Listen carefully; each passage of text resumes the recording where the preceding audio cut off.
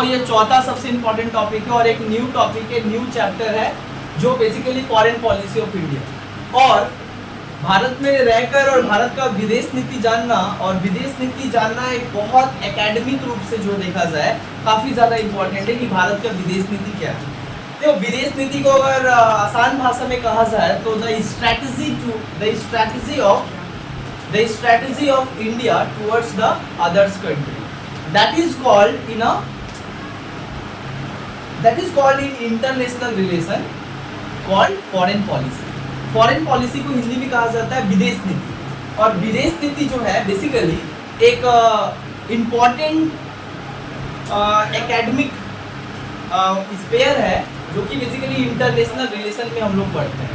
देखो ये जो नाम जो है फॉरेन पॉलिसी, ये आम भाषा में तुम लोग कभी सुनोगे नहीं, लेकिन इंटरनेशनल रिलेशन में इसका भरपूर इस्तेमाल होता है फॉरेन पॉलिसी।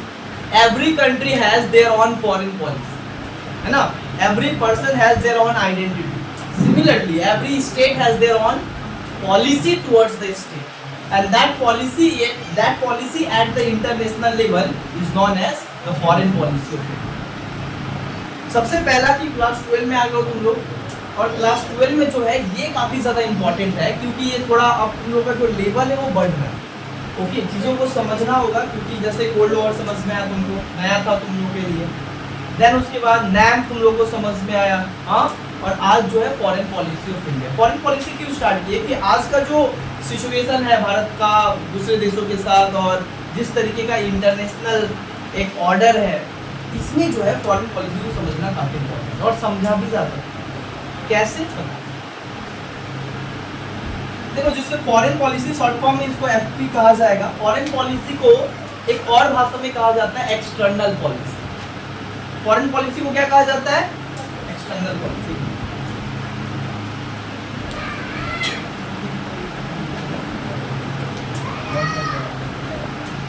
तो देखो फॉरेन पॉलिसी को जो है इसको हम लोग एक और भाषा में कहा जाता है external policy. External policy, external policy का मतलब क्या होता है? एक्सटर्नल मतलब क्या होता है? बाहरी, और पॉलिसी मतलब नीति, मतलब बाहर के तरफ का जो नीति होता है। जब एक देश अपने बाहर के देशों के साथ जैसा स्ट्रैटेजी, जैसा नीति क्या करता है, तय करता है दूसरे देशों के साथ संबंध बनाने का, उस नीति को ही कहा जाता है फॉरेन पॉलिसी।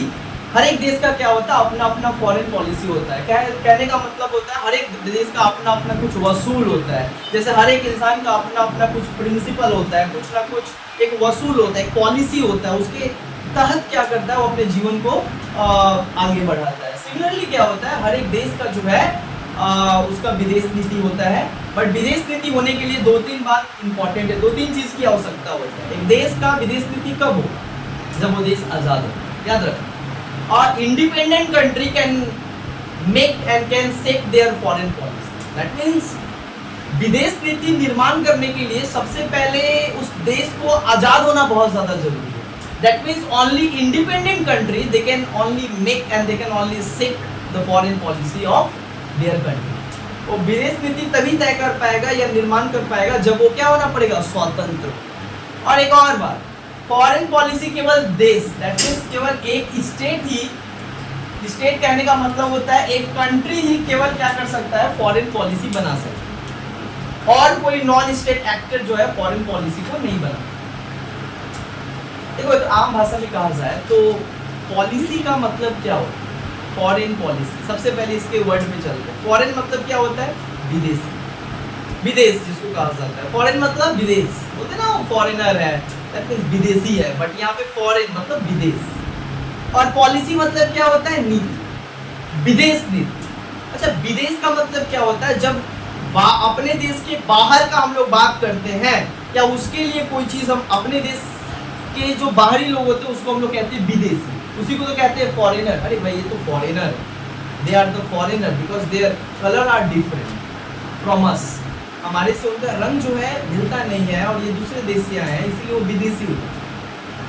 बट यहाँ पे बात हो रहा है फॉरेन पॉलिसी का मतलब होता है विदेश नीति।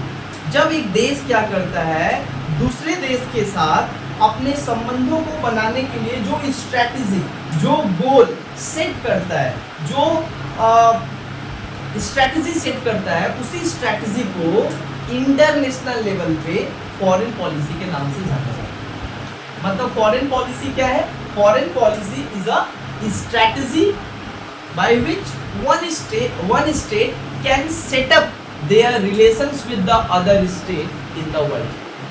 दुनिया में एक देश दूसरे देश के साथ किस बेसिस पे और किस आधार पे अपना संबंध रखता है दूसरे देशों के साथ, इस संबंध को और इस स्ट्रेटजी को जिस तरीके से वो रखता है दूसरे देशों के साथ, उसको ही कहा जाता है फॉरेन पॉलिसी। जैसे देखो आज के समय में जो है हर एक देश का क्या होता है, हर एक देश, every country dependent on the another country due to the geographical, economic and some type of social cultural reason। सामाजिक, आर्थिक, राजनीतिक और भौगोलिक कारण से हर एक देश जो है दूसरे देश के ऊपर क्या होता है, किसी ना किसी तौर तरीके से या किसी ना किसी आधार पे वो दूसरे देश के साथ क्या है, निर्भर है उसको। और इसी निर्भरशीलता को जो है फॉरेन पॉलिसी में क्या कहा जाता है, इंटरनेशनल रिलेशन। अब भिखारी को तो भिखारी कहने से खराब लगता है तो लोग इंग्लिश में उसको बेगर कहते हैं, बट काम तो उसका वही होता है। सेम चीज है कि यहाँ पे फॉरेन पॉलिसी का मतलब क्या होता है कि एक देश, लाइक एक एग्जांपल लेते हैं, इंडिया जिस तरीके से क्या करता है, अमेरिका के साथ जिस तरीके से रिलेशन बनाता है, तो किसी आधार पे रिलेशन बनाता है। चलो और ज़्यादा ग्राउंड लेवल पे चलते हैं, फॉरेन पॉलिसी को और इजी तरीके से समझा सकते हैं। देखो ये देश है इंडिया, है ना इंडिया। इसके अलावा बहुत सारा क्या है, इसके अगल बगल और पूरे दुनिया में बहुत सारे भारत के जैसा देश है। तो इंडिया जो है, ध्यान दो, इंडिया अपने घर के अंदर, इंडिया में भी बहुत सारा स्टेट है ना, 28 स्टेट है, वेस्ट बंगाल, उत्तर प्रदेश, ये सब है ना। तो जब इंडिया के अंदर एक स्टेट दूसरे स्टेट के साथ क्या करता है, रिलेशन रखता है, तो इस रिलेशन को कहा जाता है डोमेस्टिक रिलेशन। ये इसको कहा जाता है डोमेस्टिक पॉलिसी। डोमेस्टिक पॉलिसी का मतलब होता है जब घर में क्या होता है, हम लोग अपना एक दूसरे के साथ क्या करते हैं, संबंध बनाते हैं कुछ नीति को ध्यान में रखते हुए, उस नीति को कहा जाता है domestic policy. Domestic policy is a policy by which one province या one state they can establish their relations with the another state within their country. So this policy is called domestic policy. West Bengal और उत्तर प्रदेश दोनों ही तो India में आता है, इन दोनों के बीच जो संबंध होता है, ये इस पॉलिसी को क्या कहा जाता है, डोमेस्टिक पॉलिसी। घर के भीतर जब क्या होता है, तुम नीति बनाते हो अपने किसी राज्य के साथ संबंध बनाने का, इसको कहा जाता है डोमेस्टिक पॉलिसी। लेकिन as a country, as a देश, इंडिया एज अ कंट्री, जब वो किसी चाइना या किसी दूसरे देश, अमेरिका, ब्रिटेन, फ्रांस, रसिया, चाइना, जिसके साथ अगर वो जो संबंध बनाता है, मतलब एक रिलेशन बनाना चाहता है, तो रिलेशन बनाने के लिए भी क्या चाहिए, तुमको कुछ ना कुछ स्ट्रैटेजी चाहिए। दोस्ती रखने के लिए भी जो है दोस्ती करना पड़ेगा, कुछ ना कुछ तुम्हारे अंदर होना चाहिए, कुछ ना कुछ जो है हम लोग ऑफर करते, जिसके जरिए क्या होता है, बात विचार करते, देन जाकर दोस्ती हो। अब इंडिया चाहता है अमेरिका के साथ दोस्ती करना, तो कुछ तो इंडिया, अच्छा एक और बात बता, जितने भी जो फॉरेन पॉलिसी देख रहे हो, एवरी फॉरेन पॉलिसी मतलब जो देश अपना विदेश नीति बनाते हैं, जिसके जरिए वो दुनिया के और भी देशों के साथ अपना संबंध स्थापित कर पाए या संबंध बना पाए, उसके पीछे बहुत सारा क्या होता है, स्वार्थ होता है।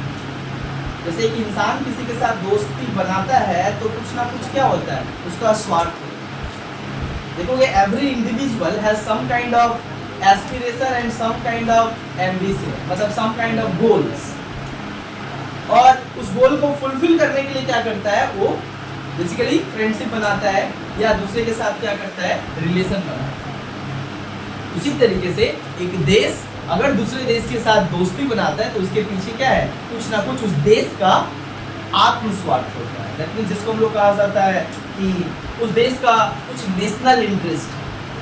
National interest is a very correct word when we study and when we discussing foreign policy. जब हम लोग विदेश नीति का बात करते हैं तो वहाँ पे क्या होता है, हर एक देश का अपना अपना कुछ क्या होता है, इंटरेस्ट होता है। जैसे कि इंडिया का इंटरेस्ट होता है कुछ अमेरिका में, क्योंकि इंडिया के पास जो कुछ नहीं है वो अमेरिका के पास है, तो इंडिया चाहता है अमेरिका के साथ रिलेशन बने जिससे हमको वो सब कुछ मिले। अमेरिका को भी इंडिया से क्या है बेनिफिट है, क्योंकि अमेरिका को चाहिए वीट, अमेरिका को चाहिए राइस, अमेरिका को चाहिए बहुत सारे वेजिटेबल, और अमेरिका में नहीं होता है बट अमेरिका को चाहिए, तो इसके लिए अमेरिका क्या करता है भारत के साथ संबंध बनाता है। बट दोनों अपने अपने स्ट्रेटजी को देखकर संबंध बनाते हैं, and that strategy at the international level, जिसके जरिए दो देश के बीच संबंध बनता है, उस स्ट्रेटजी को ही कहा जाता है फॉरेन पॉलिसी, या उसी को कहा जाता है एक्सटर्नल पॉलिसी। मतलब जब एक देश कोई पॉलिसी बनाता है दूसरे देश के साथ संबंध बनाने के लिए, that policy is called foreign policy. मतलब when one country they wanted to establish their relations with the another country in the world, so they make some strategy, and that strategy in political science in international relation called foreign policy। मतलब साफ साफ अगर भाषा में कहा जाए तो एक देश दूसरे देश के साथ संबंध बनाना चाहता है, इसके लिए कुछ वो क्या बनाता है स्ट्रेटजी बनाता है, अभी देखो कुछ स्ट्रेटजी बनाता है, और उस स्ट्रेटजी को ही कहा जाता है फॉरेन पॉलिसी। समझ में आ रहा है? तो उस स्ट्रेटजी को फॉरेन पॉलिसी कहा जाता है। और फॉरेन पॉलिसी जो है ये तो समझ में आया कि फॉरेन पॉलिसी होता क्या है। फॉरेन पॉलिसी क्या होता है, एक देश दूसरे देश के साथ जब संबंध बनाता है तो कुछ स्ट्रेटजी बनाता है जिसके जरिए वो दूसरे देश के साथ संबंध रखना चाहता है, उसी स्ट्रेटजी को कहा जाता है हम लोग फॉरेन पॉलिसी। ये जो विदेश नीति होता है, अब ये जो विदेश नीति होता है, विदेश नीति बनाए क्यों जाता है? विदेश नीति हर एक देश क्यों बनाता है? पहला तो हम ये चीज समझा दी कि विदेश नीति बनाने के लिए कि स्टेट को सबसे पहले, स्टेट मतलब यहाँ पे कंट्री, याद रखना पॉलिटिकल साइंस पढ़ रहे हो, स्टेट का मतलब ही होता है देश, स्टेट का मतलब होता है तुम्हारा वेस्ट बंगाल नहीं, स्टेट मींस कंट्री। तो पॉलिटिकल साइंस में जब भी हम लोग स्टेट कहते हैं मतलब देश को कहते हैं। So every state has their own foreign policy. अच्छा, फॉरेन पॉलिसी हर एक देश का होता है, but every state has a different foreign policy. समझ आया? भारत का जो फॉरेन पॉलिसी है, जो स्ट्रेटजी है, जरूरी नहीं है कि अमेरिका का भी स्ट्रेटजी वही है। तुम्हारा जो चाहिदा है जरूरी नहीं है कि तुम्हारे सामने वाले का भी चाहिदा वही है। तुमको चाहिए मतलब क्या है, तुम्हारा अगर डिमांड है, तुम्हारा अगर नीड है, अगर तुम्हारा कुछ तुमको कुछ चाहिए, अगर तुमको चाहिए मान लो कुछ, अगर तुमको कुछ खाना है, राइट, तुमको चॉकलेट खाना है, जरूरी नहीं है कि उसको भी चॉकलेट खाना है, क्योंकि हर एक इंसान का जो है नीड वो टाइम टू टाइम क्या होता है चेंज होते रहता है और डिफरेंट हो, है ना। तुमको पढ़ना है फॉरेन पॉलिसी बट मेरे को नहीं पढ़ना है फॉरेन पॉलिसी, बिकॉज हम ऑलरेडी पढ़ चुके हैं, है ना। तुम्हारा नीड है क्लास, तुम्हारा जरूरत है कि हमको क्लास 12 पास आउट करेंगे, कॉलेज में जाएंगे, बट हम कॉलेज पढ़ चुके, मेरा कुछ अलग होगा, है ना। Every individual have their dream but the dream was different, है ना। तुम्हारा जो सपना है जरूर नहीं है कि तुम्हारा सपना तुम्हारे दोस्त की सपना से मैच करता, कभी कभी मैच करता है बट जनरली जो है मैच नहीं करता। उसी तरीके से हर एक देश का जो फॉरेन पॉलिसी होता है वो अलग अलग, लेकिन हर एक देश का फॉरेन पॉलिसी अलग अलग होता है। मतलब स्ट्रैटेजी जो होता है, जो सब्जेक्ट होता है जिसके आधार पे फॉरेन पॉलिसी बनाया जाता है वो अलग है। अब तुम बोलोगे कि फॉरेन पॉलिसी क्यों, एक देश जो है फॉरेन पॉलिसी बनाता क्यों है? देखो दो कारण से फॉरेन पॉलिसी बनती है। Every state make foreign policy for two reason, दो कारण से हर एक देश क्या करते हैं फॉरेन पॉलिसी बनाते हैं। इसको कहा जाता है objectives of foreign policy. Main objectives क्या होता है किसी देश का फॉरेन पॉलिसी बनाने का? मेन ऑब्जेक्टिव होता है किसी देश का फॉरेन पॉलिसी बनाने का अपना नेशनल इंटरेस्ट को फुलफिल करना। ये बात नहीं करूँ, यहाँ पे क्या बता रहे हैं, कोई भी देश विदेश नीति बनाता है तो उसके पीछे सबसे बड़ा उसका ऑब्जेक्टिव और मोटो क्या होता है, नेशनल इंटरेस्ट को किसी भी कंडीशन में फुलफिल करना। नेशनल इंटरेस्ट मतलब क्या होता है? नेशनल इंटरेस्ट का हिंदी में कहा जाता है राष्ट्रीय हित। क्या होता है? राष्ट्रीय हित। राष्ट्रीय हित का मतलब क्या होता है? जिसमें देश का हित है। देश का हित का मतलब जो देश को चाहिए। तुम्हारा इंटरेस्ट कुछ हो सकता है, देखो individual, every individual has some interest. Interest का मतलब क्या होता है? इंटरेस्ट मतलब उसको कुछ हित है। हित का मतलब क्या है?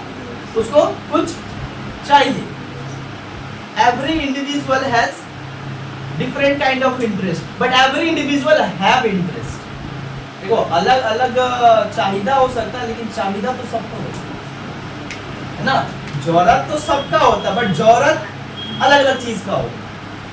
उसी तरीके से हर एक देश का चाहिदा होता है, लेकिन चाहिदा हर एक देश का क्या होता है, अलग अलग। नेशनल इंटरेस्ट में क्या होता है, कोई देश या कोई व्यक्ति दूसरे देश के साथ अगर क्या होता है, किसी दूसरे देश के साथ संबंध बनाता है, तो पहला चीज क्या ध्यान में रखता है, पहला चीज ये ध्यान में रखता है कि हम अगर उससे संबंध बनाएंगे तो क्या होगा, जब संबंध बनाएंगे, रिलेशन अच्छा हो जाएगा, तो क्या होगा, हम सिक्योर हो जाएंगे। सिक्योर मतलब महफूज हो जाएगा, मतलब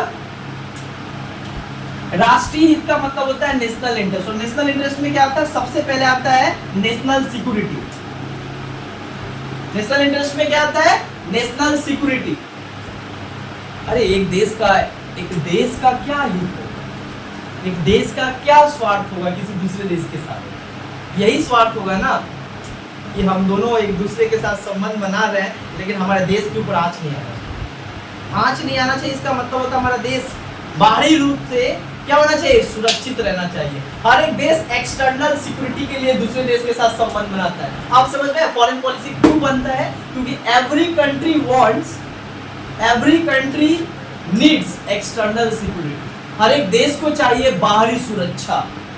कोई देश नहीं चाहता है कि हमारे देश के ऊपर कोई दूसरा देश अटैक करे, हमारे लोग मारे जाएंगे, हमारे सिविलियन मारे जाएंगे।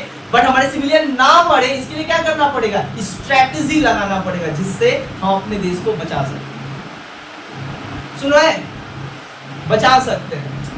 अब दो तरीके से देश को बचा सकते हो, एक इंटरनल सिक्योरिटी से, इंटरनल मतलब देश के अंदर ज्यादा सुरक्षा दे, और एक है एक्सटर्नल। एक्सटर्नल डिपेंड करता है इंटरनेशनल रिलेशन पे, डिपेंड करता है स्टेट के ऊपर।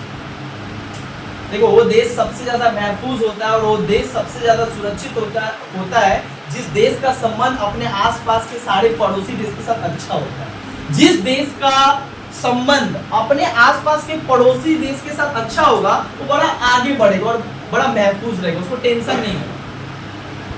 देखोगे वो इंसान बहुत तेजी से आगे बढ़ता है जिसको किसी बात का टेंशन नहीं होता है, जिसको इनसिक्योरिटी फील नहीं होता। याद रखो वो इंसान क्या होता है, कभी सोचता ही नहीं है मेरा यही काम है, बस मेरे को तो सब शांत है, एटमॉस्फेयर सब शांत है। लेकिन अगर अपना घर के बगल में ही झगड़ा होता है तो तुम भी डिस्टर्ब रहोगे। एक बात हमेशा याद रखो, अगर तुम्हारा घर का पड़ोसी क्या हो रहा है ठीक नहीं है, तो उसका इम्पैक्ट किसको मिलेगा, तुम। इसीलिए पड़ोसी के साथ अच्छा संबंध बनाए रखना बहुत जरूरी है एक देश के विकास के लिए, एक देश के सिक्योरिटी के लिए, एक देश के इकोनॉमिक डेवलपमेंट के लिए। सुना, ध्यान दो, इंडिया का सबसे ज्यादा नुकसान करवाता है तो पाकिस्तान करवाता है, क्योंकि इंडिया हमेशा जो है वो आगे बढ़ता है और फॉरेन पॉलिसी बिल्डअप करता है। हम कहाँ पहुंच गए, चंद्रमा पे पहुंच गए हैं, क्या क्या बात करते हैं हम, बट पाकिस्तान अभी भी आतंकवाद पे अटका हुआ है।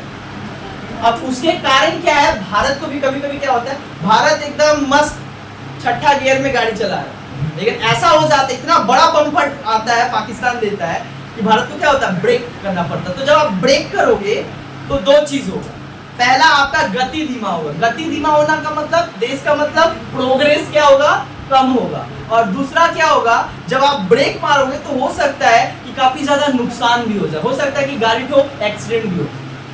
मतलब कहने का मतलब क्या होता है, जब एक देश दूसरे देश के ऊपर अटैक करता है या उसके साथ अच्छा संबंध नहीं रहता है, तुम्हारा ध्यान एक समय वहीं पे रहेगा, एक तो ध्यान वहीं पे रहेगा, इस अफगान क्या पता क्या कर रहा होगा वो। जब देखोगे दो दोस्त में लड़ाई होता है तो एक दोस्त हमेशा दूसरे के बारे में सोचता है, नहीं क्या सोच रहा होगा, भले तुम्हारे बारे में बात नहीं कर रहा, लेकिन तुम्हारे मन में हमेशा ये चलेगा, पक्का मेरी बात में बात हो रहा है ना नंदनी। तो ये बात जो है जेन्युइनली होता है, उसी तरीके से देश में भी होता है। देखो अगर अपने आप को समझ जाओ दूसरे के साथ, तो तुम इंडिया को भी दूसरे देश के साथ समझ पाओगे। फॉरेन पॉलिसी का यही मजा है, if you understand the individual affair then you can understand the state affair. So आगे देखो ये देखो बाबू, ध्यान दो, ये पॉलिटिकल साइंस में तो पढ़ रहे हो, लेकिन ये पॉलिटिकल साइंस का पार्ट नहीं है, ये एक अलग सब्जेक्ट है। जिस सब्जेक्ट में पढ़ाया जाता है इंटरनेशनल रिलेशन, एक अलग सब्जेक्ट है। तो बहुत ज्यादा भाग्यशाली हो कि फॉरेन पॉलिसी मिल रहा है पढ़ने में, पढ़ लो। चलो ध्यान दो, राष्ट्रीय हित समझ में, राष्ट्रीय हित क्या होता है किसी देश का? नेशनल इंटरेस्ट का मतलब क्या होता है? नेशनल इंटरेस्ट का मतलब होता है जो इस स्टेट को चाहिए। That means every state has some kinds of interest and that interest come through the people. देश का जनता क्या करता है? सरकार के ऊपर क्या करता है? प्रेशराइज करता है कि हमको ये चाहिए। अभी देश का जनता डरा हुआ है, हमको सिक्योरिटी चाहिए, और यही सिक्योरिटी के लिए क्या हो रहा है? देश का प्रधानमंत्री मोदी क्या कर रहे हैं? फॉरेन पॉलिसी बिल्डअप कर रहे हैं। और क्या स्ट्रेटजी ले रहे हैं? स्ट्रेटजी वो क्या ले रहे हैं? अमेरिका के साथ अपना रिलेशन को बिल्डअप कर रहे हैं, चाइना के साथ अपना रिलेशन को बिल्डअप कर रहे हैं, इजराइल के साथ बिल्डअप कर रहे हैं, पाकिस्तान के बगल में देश ईरान के साथ अपना संबंध मजबूत कर रहे हैं। मतलब क्या? स्ट्रेटेजिकली पाकिस्तान को घेरा जाए। This is kind of foreign policy. This is the foreign policy. Bharat जो है इंटरनेशनल लेवल पे किस तरीके से संबंध जो बना रहा है। संबंध बनाने का मतलब क्या होता है? सपोर्ट। समझ आया? क्योंकि इंडिया को पता है कि पाकिस्तान को अगर हम कुछ करने जाएं तो चाइना बीच में जरूर आएगा, बट चाइना बीच में आएगा तो इंडिया के पास इतना ज्यादा पावरफुल इंडिया नहीं है। India is not in a position कि वो जो दो देश के साथ एक साथ क्या करे? लड़ पाए।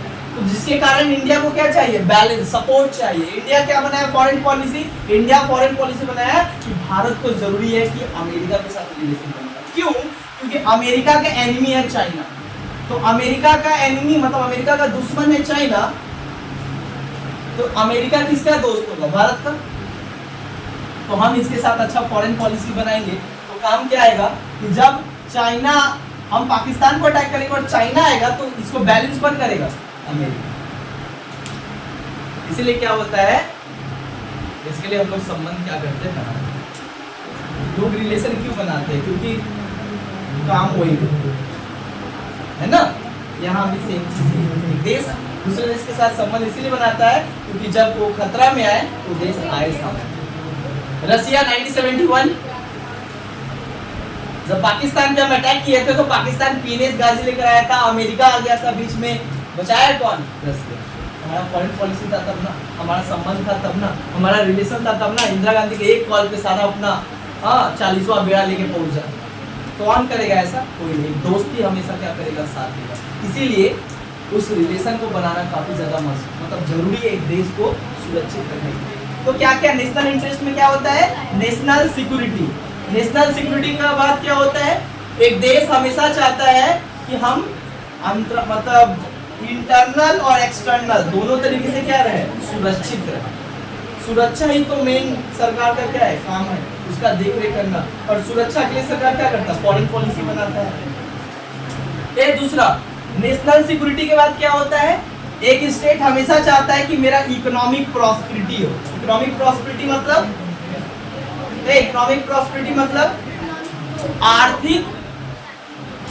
आर्थिक उन्नति। मतलब हमारा क्या, एक देश, कौन देश नहीं चाहता है? कौन इंसान नहीं चाहता है कि मेरा आर्थिक उन्नति हो? हर इंसान चाहता है, उस तरीके से हर स्टेट चाहता है कि हमारा आर्थिक उन्नति हो। और आर्थिक उन्नति कब होगा? आर्थिक उन्नति कब होगा? जब क्या होगा? आप ज्यादा से ज्यादा एक्सपोर्ट करोगे, मतलब ज्यादा से ज्यादा बेचोगे। अच्छा, बेचोगे, खरीदने वाला भी तो होना चाहिए।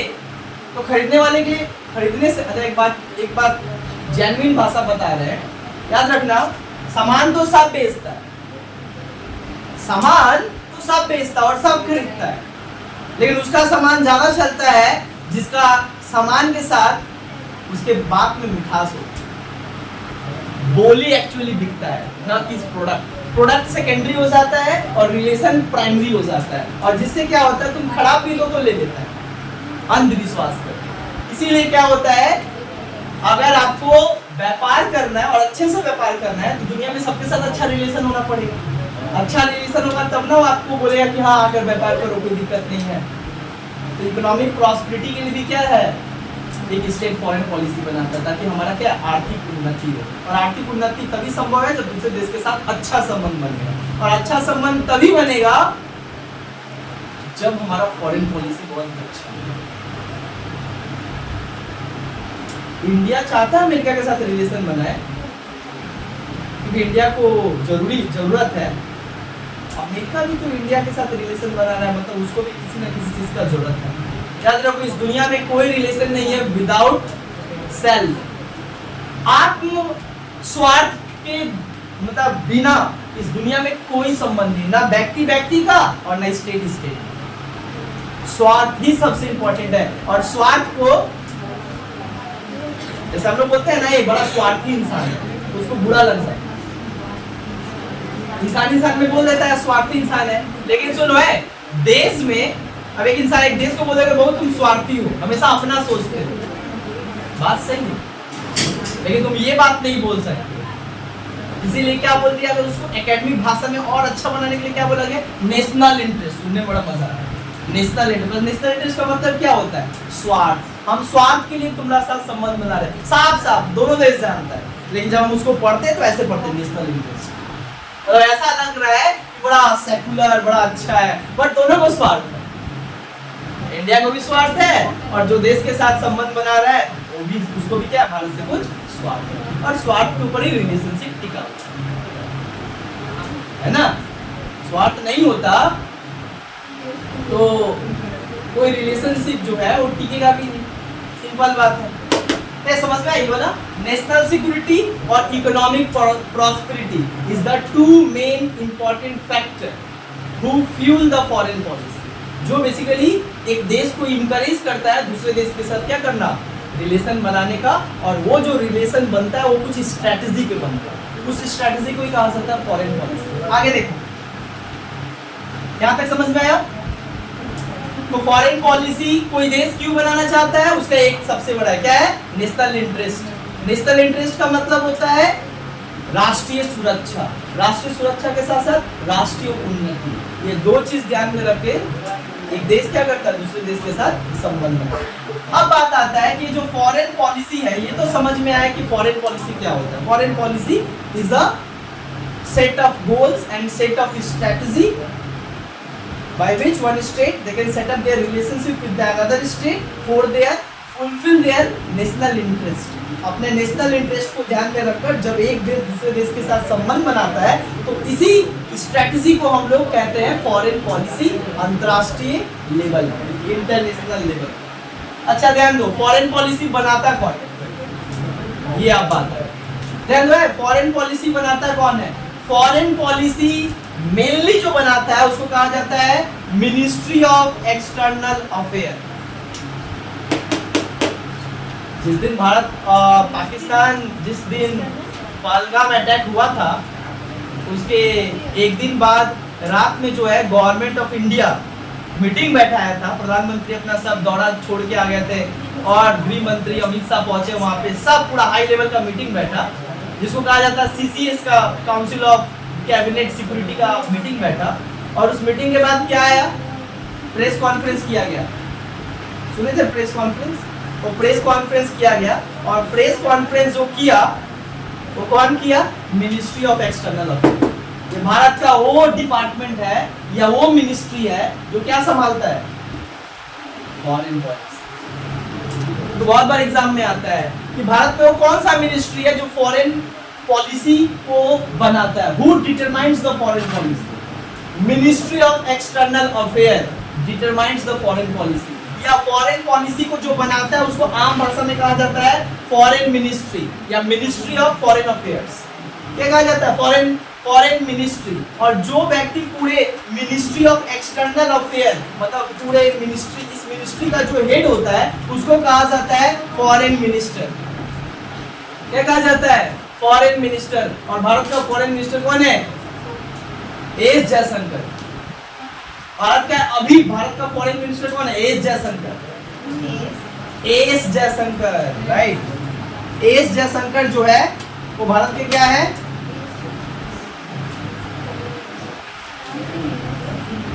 एस जयशंकर भारत के क्या है, फॉरेन मिनिस्टर है। मतलब ये पूरे मिनिस्ट्री का क्या है, हेड है। He is the head of foreign ministry and he is the primary person. मतलब ये एकमात्र व्यक्ति है जो फॉरेन मिनिस्टर है, जो डायरेक्ट इनका किससे कनेक्शन होता है। देखो फॉरेन पॉलिसी जो बनाता है उस डिपार्टमेंट को कहते हैं मिनिस्ट्री ऑफ एक्सटर्नल अफेयर। इसी डिपार्टमेंट को एक और नाम से जाना जाता है मिनिस्ट्री ऑफ फॉरेन अफेयर्स। इसको तो कहते हैं मिनिस्ट्री ऑफ एक्सटर्नल अफेयर, और हम अभी बता ही दिए एक्सटर्नल अफेयर का मतलब क्या होता है, फॉरेन पॉलिसी। तो यहाँ पे एक्सटर्नल अफेयर और एक्सटर्नल अफेयर मिनिस्ट्री बोलो चाहे ministry of foreign policy, ministry of foreign ministry बोलो, बात एक ही है। और जो इस मिनिस्ट्री को लीड करता है उसका नाम क्या, हेड कौन है इस मिनिस्ट्री का, फॉरेन मिनिस्टर। तो भारत का भी फॉरेन मिनिस्टर कौन है, वर्तमान फॉरेन मिनिस्टर कौन है, वर्तमान विदेश मंत्री कौन है, वर्तमान विदेश मंत्री जो विदेश नीति को बनाता है, विदेश नीति को तय करता है, बनाता है, वो व्यक्ति कौन है, एस जयशंकर। और ये भारत का prime minister, home minister, defence minister, समझ में है, मतलब प्राइम मिनिस्टर, होम मिनिस्टर, और तीसरा सबसे इंपॉर्टेंट पोस्ट होता है, डिपार्टमेंट होता है सरकार का, वो क्या होता है, फॉरेन मिनिस्टर। इसलिए देखो देश का प्रधानमंत्री जब बाहर जाते हैं, जब किसी भी देश में विजिट करते हैं, उनके साथ कौन दिखेगा, एस जयशंकर। क्यों, क्योंकि वो क्या है, फॉरेन मिनिस्टर, वो फॉरेन मिनिस्टर है, वो देश के प्रधानमंत्री तो जाते हैं उस देश के साथ अपना डील करते हैं और निकल जाते हैं, लेकिन बाद में उस फॉरेन मिनिस्ट्री के साथ भारत का फॉरेन मिनिस्ट्री आपस में बात करता है और बाकी कागज का काम करवाता है, समझ में है। तो फॉरेन मिनिस्ट्री एस जयशंकर। अब बात आता है कि एस जयशंकर तो इस डिपार्टमेंट का हेड होते हैं, जो बनाते हैं, सुनो है, जो बनाते हैं, लेकिन ये लोग जब फॉरेन सुनो, देश का विदेश नीति जो ये लोग बनाता है, ये किस आधार पे बनाता है, what is the base of the formation या मेकिंग ऑफ फॉरेन पॉलिसी। एक विदेश नीति बनता है तो किस आधार पे बनता है, what were the pillar of the foreign policy of every state. हर एक देश जो विदेश नीति बनाता है वो किस आधार पे विदेश नीति बनाता है। देखो विदेश नीति बनता है किस आधार पे, विदेश नीति बनता है, सबसे इंपॉर्टेंट चीज क्या है, विदेश नीति बनता है किस आधार पे, वो बनता है तुम्हारा नेशनल इंटरेस्ट। और कौन सा national interest, current national interest. जैसे आज भारत सरकार कोई विदेश नीति बना रहा है तो आज का जरूरत को देखकर बनाए, मतलब foreign policy has change from time to time, because interest are change from time to time. तुम्हारा जो आज इंटरेस्ट है, तुमको अभी मैगी खाने का मन कर रहा है, बट जरूरी नहीं है कि फिर थोड़ा देर बाद तुमको फिर मैगी खाने का मन करे, हो सकता है कुछ और खाने का मन करे। दैट मींस व्हाट, समय के साथ इंटरेस्ट चेंज होता है, तो देश का भी समय के साथ कंडीशन चेंज होता है, तो इंटरेस्ट भी चेंज होता है। जब इंटरेस्ट चेंज होता है तो फॉरेन पॉलिसी में भी चेंज होता है। हम अमेरिका के साथ संबंध बनाए तो जो संबंध बनता है वो बहुत सारा संबंध बनता है, सिक्योरिटी के संबंध बनता है, दोनों देश का सुरक्षा का बात होगा, दोनों देश का इकोनॉमिक रिलेशन बनता है, मतलब ट्रेड कैसे आगे बढ़ाया जाए। अच्छा ये तो होता ही है, इकोनॉमिक रिलेशन बनता है, डिप्लोमेटिक रिलेशन बनता है, पर इसके साथ साथ क्या होता है, कभी कभी इंटरेस्ट चेंज हो जाता है, जैसे कि कोविड-19 में अचानक चेंज हो, क्या हुआ, व्यापार व्यवसाय हुआ, मतलब कुछ व्यापार व्यवसाय नहीं, हमको क्या चाहिए, मेडिकल फैसिलिटी चाहिए, हमारे देश के लोगों को वैक्सीन चाहिए, भारत सरकार क्या किया, पूरी दुनिया को vaccine. That is the foreign policy, current foreign policy, क्योंकि करंट इशू आया ना, करंट जरूरत है देश को। Foreign policy has been changed from time to time and according to their need. समझ में आ रहा है, क्योंकि हर एक देश का समय के साथ जो जरूरत होता है वो अच्छा अभी भारत का जरूरत क्या है, अभी भारत को कोई बिजनेस से रिलेटेड नहीं है, अभी भारत को चाहिए मिलिट्री, अभी भारत को क्या चाहिए, वेपन चाहिए। तो अमेरिका क्या बोला, हमारा F-15 ले लो, क्या बोला अमेरिका, मेरा F-15 ले लो। इधर से सुखोई कौन दे रहा है, रसिया, इधर से इजराइल ड्रोन दे रहा है, ईरान उधर से अलगे हमको ऑयल का सप्लाई कर रहा है। जो फॉरेन पॉलिसी बना, तो फॉरेन पॉलिसी तो हमेशा चेंज होते रहता है, वो डिपेंड करता है, it depends on condition, it depends on the interest of one state. एक स्टेट का इंटरेस्ट अभी कुछ और है, कल कुछ और हो सकता है, तो कल फॉरेन पॉलिसी भी चेंज होगा, हमेशा इसमें चेंजेस। समझ आया, समझ में आ रहा है, फॉरेन पॉलिसी समझ में आ रहा है। अच्छा एक और चीज याद हो तुमको समझ में है, फॉरेन पॉलिसी वगैरह, ये जो फॉरेन पॉलिसी होता है, मतलब फॉरेन पॉलिसी जो विदेश मंत्री और विदेश मंत्रालय मिलकर बनाते हैं, ये तो विदेश मंत्री हैं, सब पूरे मंत्रालय का हेड होते हैं, और ये पूरे जो विदेश मंत्री होते हैं ये डायरेक्ट किसको रिपोर्ट करते हैं, डायरेक्ट प्राइम मिनिस्टर को रिपोर्ट करते हैं, डायरेक्ट देश के प्रधानमंत्री को बोलते हैं कि ये विदेश नीति बनाए, आप चेकआउट कीजिए। जब विदेश मंत्री जब देश का प्रधानमंत्री उसको अप्रूवल दे देता है, देन वो जाकर क्या होता है, इंटरनेशनल लेवल पे भारत वो अपना देता है कि हम भाई ये मेरा strategy, this is my strategy to set up a relations with you. But एक देश याद रखना, एक देश दूसरे देश के साथ संबंध और रिलेशन तब तक नहीं बनाता है जब तक कि वो देश उस देश के नेशनल इंटरेस्ट को क्या ना करे, एड्रेस ना करे। एड्रेस ना करे मतलब एक्सेप्ट ना करे। भारत को चाहिए गेहूं और इसके लिए तुम्हारे साथ संबंध बना रहा है, और तुम क्या कर रहे हो, भारत के जो इंटरेस्ट है उसको दरकिनार कर रहे हो। भारत नहीं बनाएगा तुम्हारे साथ संबंध, याद रखो। जब तुम फॉरेन पॉलिसी बनाए उसके लिए और वही तुमको चाहिए और वही वो नहीं दे पा रहा है, तो फिर दोस्ती किस बात? समझ आ रहा है? इस तरीके से क्या होता है, हर एक देश का अपना अपना जो है फॉरेन पॉलिसी होता है, अपने अपने इंटरेस्ट के आधार। बट हर एक देश का क्या होता है, नेशनल इंटरेस्ट होता है। अब सुनो, किस देश का कैसा विदेश नीति होगा ये डिपेंड करता है उसके हिस्ट्री, ये डिपेंड करता है उसके इकोनॉमिक परफॉर्मेंस पे। एक किस देश का विदेश नीति कितना स्ट्रांग होगा ये डिपेंड करता है उस देश का नेशनल पावर पे। याद रखना, किस देश का विदेश नीति सबसे स्ट्रांग होगा, किस देश का विदेश नीति सबसे शक्तिशाली होगा, ये depends on the national power of state. ये नेशनल पावर का मतलब क्या होता है? नेशनल पावर, अच्छा एक और बात बता रहे हैं, नेशनल पावर कब कोई देश तुम्हारे साथ संबंध बनाएगा? याद रखना, एक दोस्ती भी जो है स्टेटस देख के किया जाता है। याद रखना, शादी भी जो है स्टेटस देख के किया जाता है। मतलब क्या हो रहा है, कोई इंसान नहीं चाहता है आप पढ़े लिखो और आप एक भिखारी के साथ शादी करोगे, इंसान कोई नहीं चाहता है, कोई नहीं चाहता। सेम चीज है, एक देश, सुना है, ध्यान दो, एक देश बहुत शक्तिशाली है और एक देश वीक है। क्या वीक देश कितना भी चाहेगा उसके साथ संबंध बनाना, दोस्ती बनाना, वो कभी बनाएगा? नहीं बनाएगा, क्योंकि बोलता है ना इंसान कि मेरा इमेज क्या है।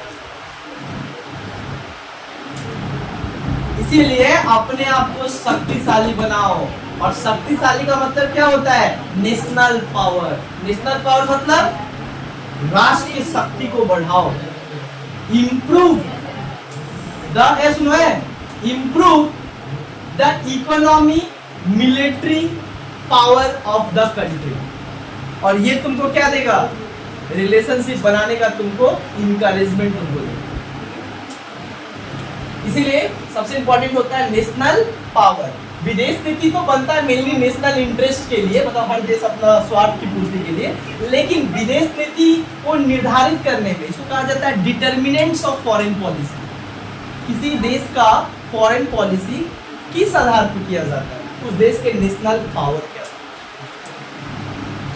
अगर आप, नेशनल पावर का मतलब क्या होता है, आप अगर बहुत शक्तिशाली तो आप क्या कर सकते हो, मिलिट्री इकोनॉमिकली आप स्ट्रांग हो, तो आप दुनिया के देश के साथ, दूसरे देश के साथ बहुत जल्दी आपका फॉरेन पॉलिसी, आपके नेशनल इंटरेस्ट को बहुत जल्दी क्या किया जाएगा, फुलफिल किया जाएगा। लेकिन जब आप वीक हो, आपके नेशनल इंटरेस्ट को वैल्यू नहीं देगा। लाइक पाकिस्तान कोई वैल्यू नहीं देता, सब जगह कटोरा लेके मांगता है, तो वर्ल्ड बैंक भी भगा देता है, IMF भी भगा देता है, जो पढ़ाए थे उस दिन वर्ल्ड बैंक IMF सब भगा देता है। कुछ दिन के बाद चाइना भी बोलेगा कि ठीक है आप तुम पेमेंट नहीं कर पाओगे तो पूरा देश दे दो, है ना। मतलब क्या है, शक्तिशाली होना बहुत जरूरी है, नहीं तो कोई भी आके पीछे से एक थप्पड़ मार देगा, समझ में आया। लेकिन जब आप शक्तिशाली हो जाओगे उसको सोचना पड़ेगा कि हम किसको बोलेंगे, समझ आ रहा है। तो यहाँ पे improve your national power, and national power depends on the military and economy and leadership.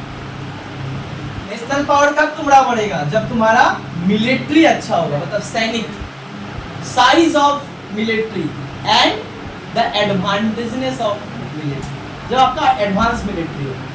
आप कब शक्तिशाली, एक देश कब शक्तिशाली कहलाता है, उस देश के मिलिट्री के ऊपर डिपेंड करता है। एक देश कब शक्तिशाली कहलाता है? जब उस देश का इकोनॉमिक मतलब जीडीपी, इकोनॉमिक प्रोडक्शन जितना अच्छा हो।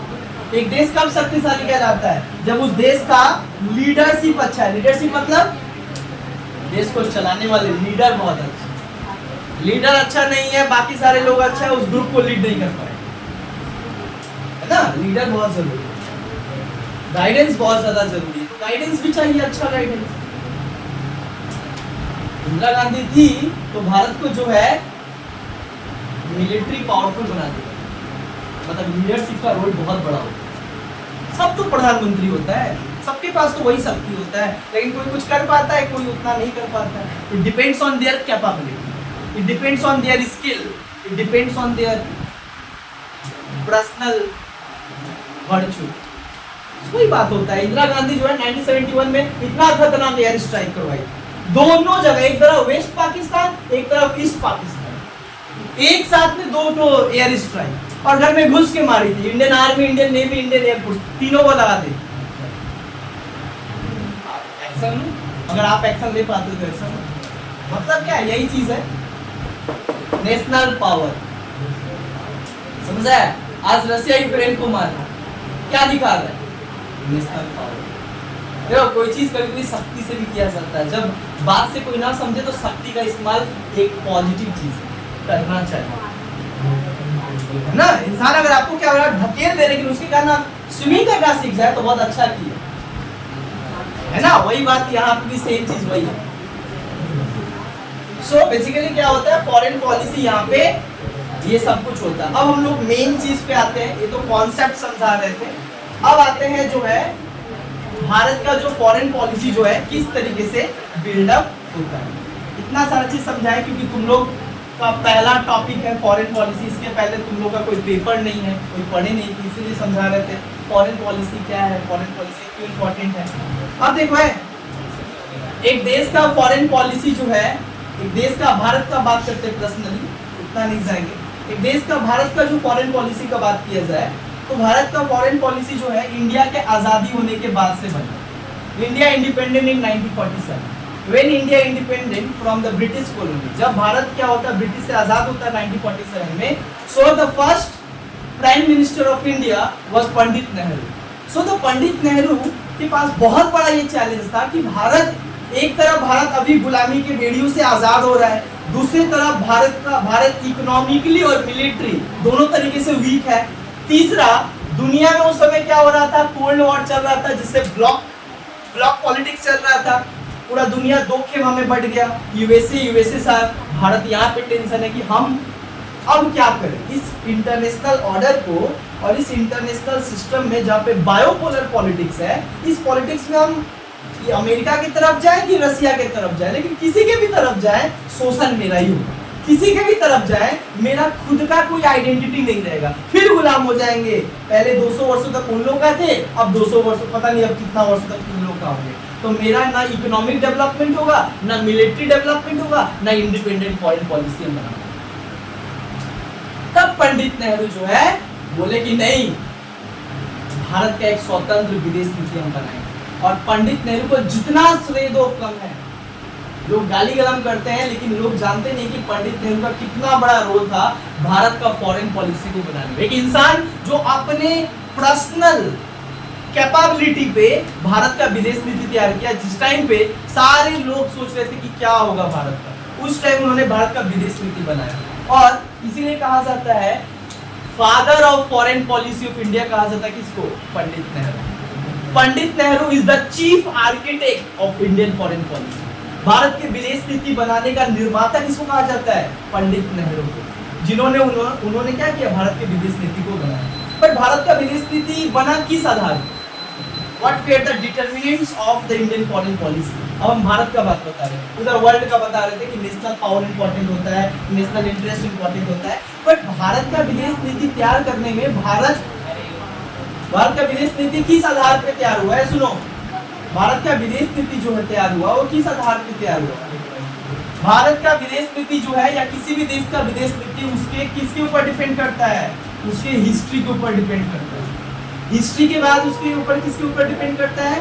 हिस्ट्री के साथ साथ उसके ज्योग्राफी के ऊपर डिपेंड करता है। तुम्हारा फॉरेन पॉलिसी कैसा होगा, तुम्हारा स्ट्रेटजी कैसा होगा, ये तुम्हारे स्टेट, तुम्हारा टेरिटरी मतलब ज्योग्राफिकल एरिया डिसाइड करें। तीसरा सबसे इंपॉर्टेंट चीज है ज्योग्राफी के बाद क्या है, ज्योग्राफी मतलब एक तो हिस्ट्री इंपॉर्टेंट है, दूसरा ज्योग्राफी इंपॉर्टेंट है, और तीसरा इंपॉर्टेंट क्या होता है, कल्चर। कल्चर फॉरेन पॉलिसी को बनाने में काफी इंपॉर्टेंट भूमिका निभाता है। समझ आ रहा है? तो हिस्ट्री हो गया, ज्योग्राफी हो गया, कल्चर हो गया, these are the main determinants of the foreign policy. तुम बोलोगे भारत के इतिहास से कैसे भारत का विदेश नीति बनता था, मतलब how the history of India influence the foreign policy of India.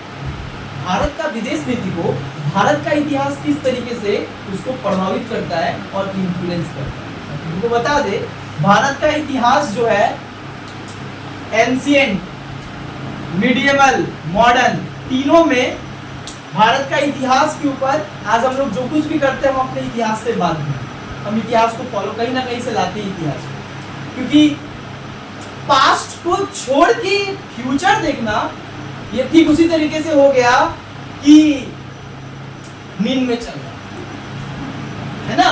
Past को छोड़ दिए और फ्यूचर को सोच रहे कि फ्यूचर बहुत अच्छा बनाएंगे।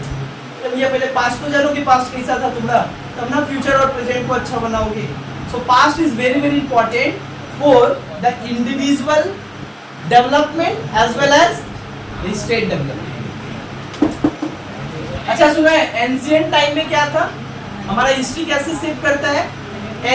सुनो, एंशिएंट टाइम में जब हड़प्पा सिविलाइजेशन, सब पढ़े हो हड़प्पा सिविलाइजेशन, हड़प्पा सिविलाइजेशन जो भारत का और दुनिया का सबसे पहला सिविलाइजेशन था वो स्टार्ट हुआ था। तो उसमें हम लोग क्या पढ़े थे कि हमारे हड़प्पा के जो लोग थे वो उस समय क्या करते थे, बिना, उस समय कोई फॉरेन पॉलिसी वगैरह नहीं था, लेकिन उसके बावजूद भी दूसरे देश के साथ संबंध था।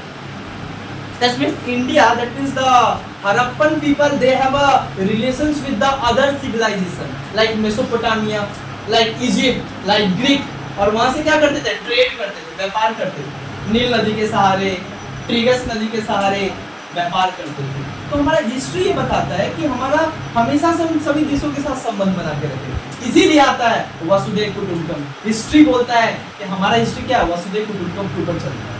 वसुधैव कुटुंबकम का मतलब क्या होता है, जहाँ पे हम लोग हर एक देश और हर एक देश से आने वाले लोगों को अतिथि मानते हैं, गेस्ट मानते हैं, और उनके साथ अच्छा व्यवहार और बिहेवियर रखते हैं। इसीलिए हमको अभी भी भारत का फॉरेन पॉलिसी उसी तरीके से। अच्छा, एंशिएंट टाइम में क्या बता रहे थे, एंशिएंट टाइम में दो व्यक्ति थे जिन्होंने भारत की हिस्ट्री और भारत को एक नया डायरेक्शन दिया, जिन्होंने इंटरनेशनल रिलेशन को सेटअप किया। वो दो व्यक्ति का नाम क्या था, एक व्यक्ति का नाम था अशोक, पढ़े हो सब कोई अशोका, है ना, ग्रेट सम्राट अशोका। तो अशोक का मेन पॉलिसी क्या था, अशोका का पॉलिसी था नॉन वायलेंस। क्या था, नॉन वायलेंस। कलिंगा युद्ध के बाद वो तलवार छोड़ दिया था और उसके बाद एक चींटी को भी नहीं मारा था। तो कहने का मतलब होता है अहिंसा, अहिंसा परमो धर्म। वहां से कॉन्सेप्ट समझ आ रहा है, अहिंसा।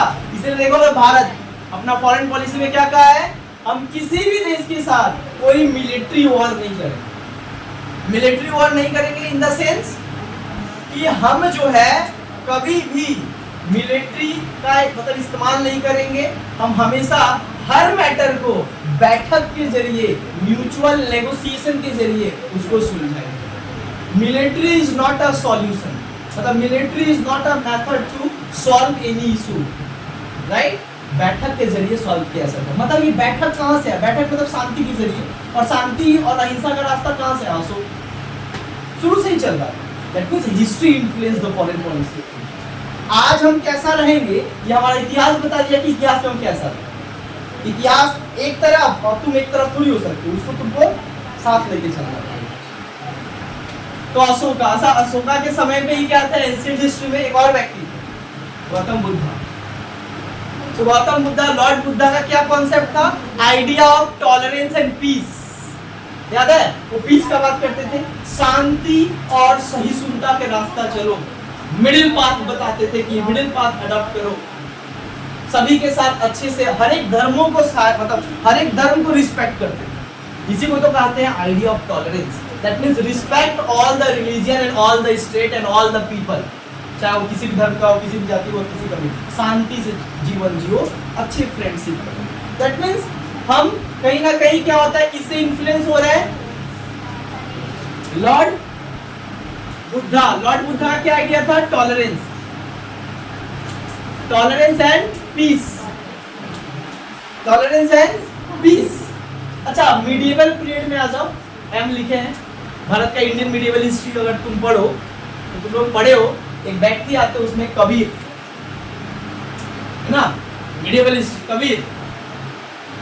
अकबर, अकबर ने क्या पॉलिसी चलाया था? पॉलिसी ऑफ टॉलरेंस, सभी धर्मों को रिस्पेक्ट करता था। सही सुनता। और इसका एग्जांपल क्या मिलता है? वो जजिया कर हटा दिया। इसका एग्जांपल क्या मिलता है? पिलग्रिम्स पे जो टैक्स लगता था और हिंदू मंदिरों पे जो टैक्स लगता था उसको क्या किया था? कैंसिल कर देते। इससे क्या समझ में आया? वो सभी धर्मों को लेकर चलता है। मतलब क्या था? The idea of brotherhood, that means idea of brotherhood, भाईचारे की भावना। और ये भारत सरकार आज भी अपना। अरे इतना सब पाकिस्तान कब अटैक किया था? 1947 में अटैक किया है, 1965 में अटैक किया है, 1971 में अटैक किया है, 1999 में कारगिल किया है, 2000 में क्या किया है? हमारा पार्लियामेंट्री अटैक किया है, 2008 में जो है 26/11 हमला किया है, 2011 में जो है अमरनाथ अटैक किया है, 2017 में जो है 19 में जो है पुलवामा किया है, 2022 में जो है वो वैष्णो देवी जा रहा था वहां पे अटैक किया है, अभी पहलगाम। कितना अटैक किया, एक से एकदम कितना अटैक किया है, बट उसके बावजूद भी हम क्या मानते हैं ब्रदर? बट अब फॉरेन पॉलिसी चेंज हो गया, अब फॉरेन पॉलिसी चेंज हो गया है। बोलता है अब बहुत दिन से भाईचारे से समझ के जो है पानी को दे रहे थे, अब हम पानी नहीं। समझ आया? This is the foreign policy, this is the foreign policy. मतलब हिस्ट्री, ब्रदर, समझ में आ रहा है? ब्रदरहुड का भावना। अच्छा, मॉडर्न टाइम में भी क्या आया? ए सुनो, मॉडर्न टाइम में भी क्या आया? एक व्यक्ति आया टैगोर, और टैगोर क्या बात की है? Idea of humanity and idea of internationalism पढ़ाए थे नेक्स्ट सेमेस्टर में। वो अंतरराष्ट्रवाद का समर्थन करते थे, वो किसी राष्ट्रवाद का समर्थन नहीं करते थे, मानवतावाद का समर्थन करते थे। हर एक इंसान का भलाई हो, हर एक इंसान सही से रहे, खुशहाली से रहे, इसके लिए प्रयत्न करो, केवल अपने देश के बाउंड्री में रहने वाले लोग के लिए। This idea is called internationalism in humanity. तो मानवता और अंतरराष्ट्रीयतावाद, ये कौन बात कहता था? टैगोर। गांधी किस बात का बात करते थे? The peace and non violence, Gandhi भी वही बात किए। स्वामी विवेकानंद यूनिवर्सल ब्रदरहुड का बात किए, ट्रुथ एंड यूनिवर्सल ब्रदरहुड। उस समय जाके अमेरिका में जाके भाषण दिए, है ना? ये सारा तो हमारा हिस्ट्री है। और ये हिस्ट्री को छोड़ के कैसे बिना, मतलब हिस्ट्री को इग्नोर करके फॉरेन पॉलिसी बनाया नहीं जा सकता। इसीलिए हिस्ट्री काफी इन्फ्लुएंस करता है। समझता है हिस्ट्री कैसे इन्फ्लुएंस करता है? How history influence the foreign policy. अब आता है लास्ट, ज्योग्राफी। ज्योग्राफी कैसे? भारत का ज्योग्राफी देखो तो अगर एक रफ बनाया जाए तो भारत का अगर तुम ज्योग्राफी देखो तो यहाँ पे नॉर्थ, साउथ, वेस्ट और ईस्ट, है ना? भारत का तुम ज्योग्राफी देखो, ज्योग्राफी के ऊपर बहुत डिपेंड करता है उस देश का फॉरेन पॉलिसी। तुम्हारा घर के ऊपर बहुत डिपेंड करता है तुम्हारा सिक्योरिटी। तुम्हारा घर अगर स्टेशन के पास हो तो सिक्योरिटी का हमेशा क्या होगा? तुमको थोड़ा बहुत दिक्कत होगा, याद रखो। बट घर तुम थोड़ा अंदर हो तो सिक्योरिटी जो है ठीक है, ऑटोमेटिक, मतलब नेचुरली तुम सिक्योर हो। लेकिन तुम्हारा घर शराब दुकान के पास हो, रोज गाली गरम होगा और रोज मारपीट होगा ना, नेचुरल बात है। सिमिलरली तुम्हारा लोकेशन बहुत डिपेंड करता है कि तुम कहाँ पे हो। सिमिलरली भारत कहाँ पे है? तो भारत साउथर्न हेमिस्फीयर पे है, साउथ एशिया में भारत सिचुएटेड है। That is India is located in south Asia. अभी जो साउथ एशिया है, साउथ एशिया में क्या है? वेस्ट, ईस्ट, साउथ, ये दोनों तरफ, मतलब तीनों तरफ, एक दोनों तरफ जो है अगर भारत को देखा जाए तो इधर अरेबियन सी और इधर इंडियन ओशन और इधर बे ऑफ बंगाल, तीनों तरीके से भारत क्या है? सागरों से घिरा हुआ है, जिससे भारत को खाली यहाँ पे नेवी रख देने से सुरक्षा हो जाए। You don't need army in this place, इसलिए कर्नाटका में जाओ, महाराष्ट्र में जाओ, आर्मी में देखो। अरे आर्मी का जरूरत कहाँ पड़ता है जहाँ पे 2 बॉर्डर पड़ता है, यहाँ पे तो तुम्हारा वाटर के साथ बॉर्डर है, तो जो भी देश आएंगे वो वाटर के सहारे आएंगे, सीप के सहारे आएंगे। नेवी लगा दो, मतलब क्या बचा, पैरामिलिट्री बचा और इंडियन आर्मी बच गया, बीएसएफ बच गया। मतलब क्या हुआ, भगवान हमको ऐसा बनाया और इस जगह पे रखा है कि हमको ज्यादा पैसा खर्चा करने की जरूरत नहीं है इधर सिक्योरिटी के मामला में, क्योंकि हम ऐसे ही सिक्योर। अरबियन सी और इंडियन ओशन को पार करके कोई नहीं आ सकता, और उस पर नेवी लगा दो तो कोई नहीं आ सकता। बस हमारा सिक्योरिटी में ब्रिज कहाँ हुआ था, 2008 में भी हुआ। ये जो आज इंटेलिजेंसी फेलियर है वो उस टाइम भी इंटेलिजेंसी फेलियर था। कहाँ था इंटेलिजेंसी उस टाइम? 2008 में 26/11 आया, ढूका मारा, ताज होटल अटैक किया ना। तो कहने का मतलब होता है फिर भी हमको यहाँ पे बहुत कम खर्चा और कम ध्यान देने की जरूरत है सिक्योरिटी। बट अब आते हैं हम लोग नॉर्थर्न एरिया। ये जो एरिया है, इधर कौन है, पाकिस्तान, इधर कौन है, अफगानिस्तान, इधर कौन है, ईरान, इधर पूरा देश भरा हुआ है ना। अच्छा, ये जो नॉर्थर्न एरिया है, इधर पूरा हिमालय है, किसी का औकात नहीं कि उस पर चढ़ के आ जाए मानने, क्योंकि उतना ऊपर आप चढ़ नहीं सकते, और इतना इतना ना माइनस टेम्परेचर है, आप चढ़ने जाके बर्फ बन जाए। तो भारत क्या है, नॉर्थर्न से नॉर्थर्न रूप में, नॉर्थर्न एरिया में हिमालय भारत को बचा दे रहा है, साउथ एरिया में और साउथ वेस्ट एरिया में ओशन बचा दे रहा है भारत को, ओशन बचा दे रहा है भारत को। अब बचा क्या, ईस्ट साइड, इस साइड को बचा दिया हमको कौन, हिमालय। अब इस साइड क्या करो, इस साइड ही तो मेरा मेन झमेला है, बिगड़ल भाई पाकिस्तान। ये जो है इसके साथ हमारा बॉर्डर चलता है लगभग 2000 किलोमीटर, इसके साथ हम लैंड शेयर करते हैं। तो ये लैंड कहाँ तक शेयर होता है, गुजरात से लेके कश्मीर तक, ये पूरा किससे हम सटे हुए हैं, पाकिस्तान, यही से तो बंटवारा हुआ था। तो यहाँ पे क्या है, यहाँ पे हमारा सबसे ज्यादा फोर्स कहाँ है, 2 जगह है, एक इधर एरिया में है थोड़ा सा ईस्टर्न एरिया में, और एक है वेस्ट। उसके बाद तो फोर्स नहीं, कोई जरूरत भी नहीं है हमको ना, नेचुरली सेफ है।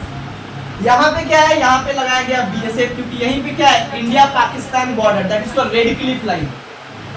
यहीं पे क्या है, पाकिस्तान ऑक्युपाइड कश्मीर, इसी को लेके तो झमेला है। यहीं पे क्या है, जम्मू एंड कश्मीर, इसी को तो लेके झमेला है पाकिस्तान के साथ। यहीं से Indus water river, Chenab, Ravi, Sutlej, सब झेलम बह रही है। कहाँ से सब आ रहा, सब हिमालय, और हिमालय के पास कौन है, भारत, उसके नीचे पाकिस्तान। तो ज्योग्राफिकली भारत क्या है, स्ट्रॉन्ग है, चाहे तो रुक सकते हैं। अब यहाँ पे क्या चाहिए मेरे को, मेन सिक्योरिटी चाहिए। यहाँ पे हम सिक्योर कैसे हैं, पूरा इंडियन आर्मी लगा के, पूरा बीएसएफ लगा के। बट यहाँ पे चूक हुआ, इसका तब जाके पहलगाम अटैक हुआ।